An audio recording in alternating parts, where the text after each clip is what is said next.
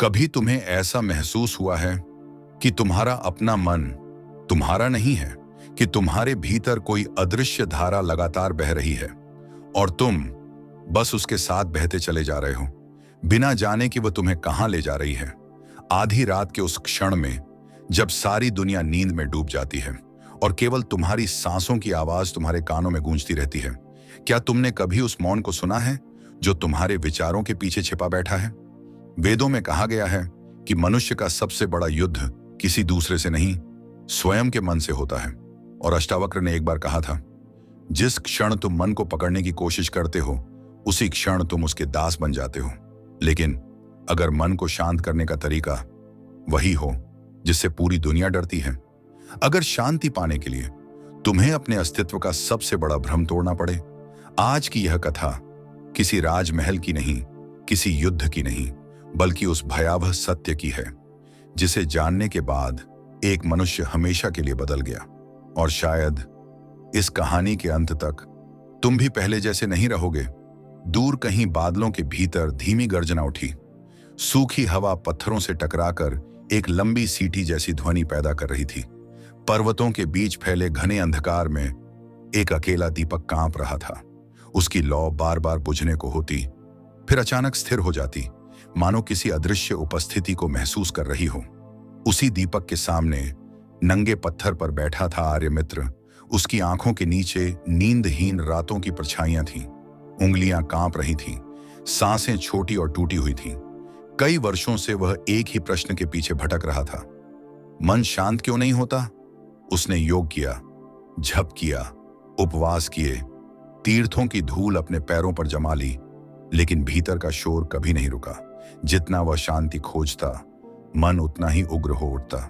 उस रात वह अंतिम बार उस वृद्ध साधु के पास पहुंचा, जिसके बारे में कहा जाता था कि वह मनुष्य के भीतर छिपे भय को बिना बोले देख सकता है। साधु गुफा के भीतर बैठे थे, आंखें बंद, शरीर बिल्कुल स्थिर। केवल उनकी सांसों की धीमी ध्वनि पत्थरों से टकराकर लौट रही थी। आर्यमित्र ने कांपती आवाज में कहा, गुरुदेव, मैं थक गया हूं, मेरा मन एक पल भी शांत नहीं रहता। लंबे मौन के बाद साधु ने आंखें खोली। उनकी दृष्टि में न दया थी न कठोरता, केवल एक गहरी स्थिरता। उन्होंने धीरे से पूछा, जिसे तुम शांत करना चाहते हो, क्या तुमने उसे कभी देखा है? आर्यमित्र चुप रह गया। गुफा के बाहर हवा अचानक तेज हो गई।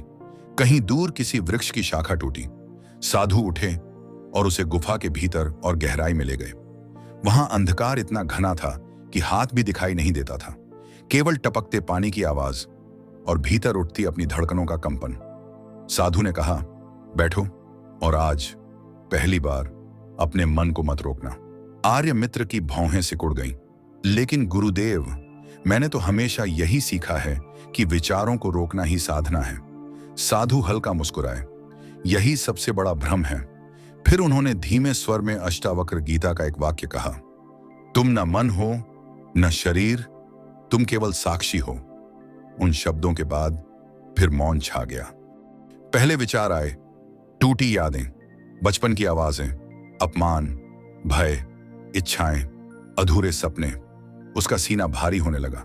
उसने उन्हें रोकने की कोशिश की, लेकिन तभी साधु की आवाज गूंजी, मत रोको, उन्हें पूरा आने दो। और फिर कुछ बदलने लगा। पहली बार आर्यमित्र विचारों से लड़ नहीं रहा था, वह बस उन्हें गुजरते हुए देख रहा था, जैसे अंधेरी नदी में बहते मृत पत्ते। अचानक उसके भीतर एक तीव्र भय उठा, इतना गहरा कि उसका पूरा शरीर कांप उठा। उसे लगा जैसे वह स्वयं गायब हो रहा है। उसने घबराकर आंखें खोलनी चाही, लेकिन साधु की आवाज फिर आई, यही वह द्वार है जहां से अधिकांश लोग लौट जाते हैं। मन की शांति मन के बच जाने से नहीं मिलती, बल्कि उस भ्रम के टूटने से मिलती है कि तुम ही मन हो। उन शब्दों ने भीतर कुछ चीर दिया। आर्यमित्र अचानक अपने विचारों को बाहर से देखने लगा, जैसे कोई दूसरा उन्हें देख रहा हो। भय आया और चला गया, स्मृतियां आईं और विलीन हो गईं, लेकिन जो देख रहा था वह नहीं बदला। पहली बार उसने उस मौन को महसूस किया जो विचारों के पीछे सदियों से स्थिर बैठा था।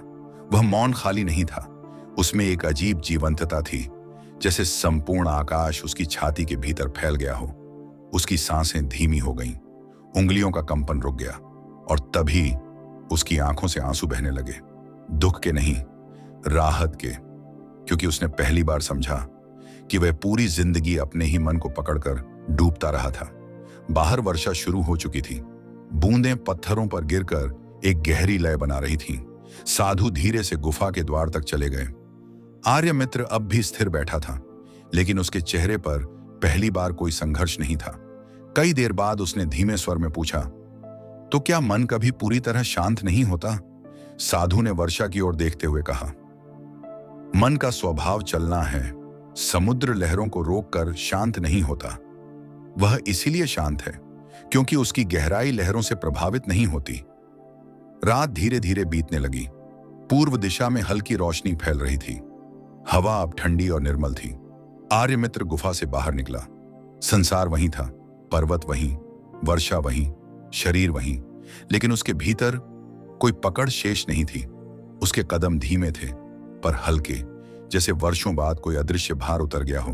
और शायद यही मन को शांत करने का सबसे खतरनाक सत्य है कि शांति विचारों के समाप्त होने से नहीं आती, बल्कि उस झूठ के समाप्त होने से आती है कि मैं ही अपने विचार हूं। यदि यह कथा तुम्हारे भीतर कहीं हलचल छोड़ गई हो, तो इस यात्रा को यही मत रोकना। इस अनुभव को उन लोगों तक पहुंचाओ जो अपने ही मन के शोर में खो चुके हैं। वीडियो को लाइक करो, शेयर करो और ऐसी ही गहरी आध्यात्मिक यात्राओं के लिए चैनल को सब्सक्राइब अवश्य करो, क्योंकि कभी-कभी एक सत्य पूरी जिंदगी बदल देता है।